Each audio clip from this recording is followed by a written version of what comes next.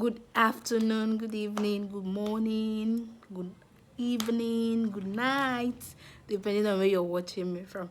This is your wonderful and superlicious Lady P. This is another edition of Green with Peculiar. Welcome to my YouTube channel. In case you've not joined, in case you've not followed me, please use the notification bell so that you get noticed when we come online. This is another edition, and today is going to be like we always do now, coming with scintillating, educating and informative stories and gists. In case you are from my home country, Nigeria, I want to congratulate us. Yesterday we had our elections and we were all out there to exercise our franchise. And thank God we were able to do it successful with hopes of having a good and a better leaders to take us further in the journey of our life and in the course of leadership in our country. Let's just dive in straight into our today's edition and story. I know you guys are waiting to enjoy a lot of stories we have today, but today we'll be having it very short because we've been we have had a lot of stress and just want us to rest. So let me just tell us what we have. We have a very nice story here. And when I say a story is educating and informating and expository, I want us to see the power of unity, the power we have when we are unified, the power we have when we are in one voice, the power we have, the power to see how unity works. And I have to take us through what unity is and what unity is not. You know, as a tradition, it's in here with Growing Peculiar, we have to bring it to a layman terms where every other person can understand what we are trying to say or what we are trying to portray as a community. Why this is because every persons are open to this channel, so we have to always bring it to what every other person can listen and be easily understood by. So what is unity? To me, we always say it in our layman terms. Unity is a state at which everyone is in saying one voice. There is a oneness or a state of harmony within ourselves, within our people, within the community, within our society, within a nation. So let's go and also see the Bible version of unity. The most popular portion of the Bible I like about unity is the Amos 3:3, which says, "Can two work together if they are not one? Can they? No, except they are one."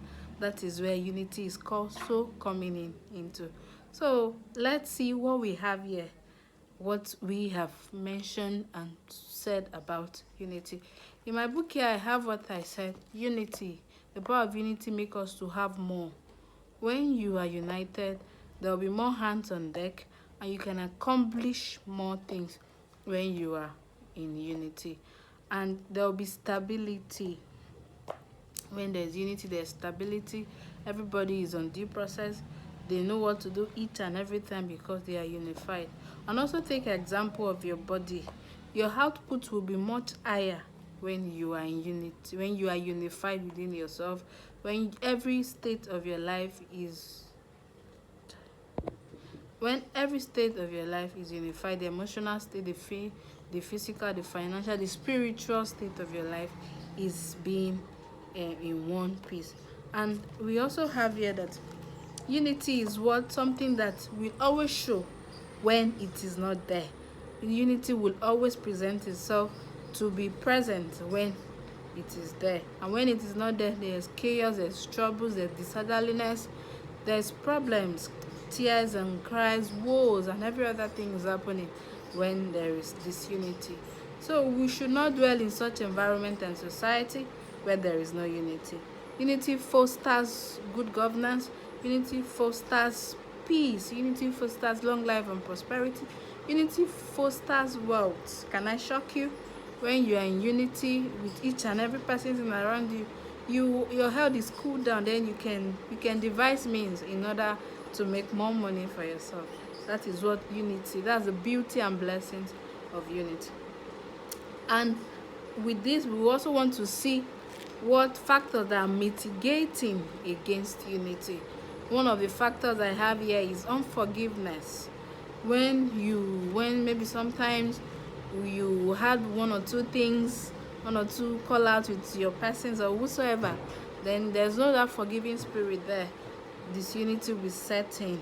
And another one we have here is bitterness.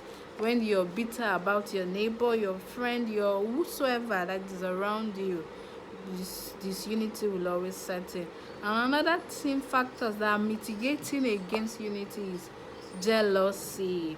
When there's jealousy between people, jealousy in a society, in a community, this unity will always set in. So why not let's do it the reverse, such that there will always be forgiveness. We will get rid of jealousy in and among us, and we will also get rid of bitterness.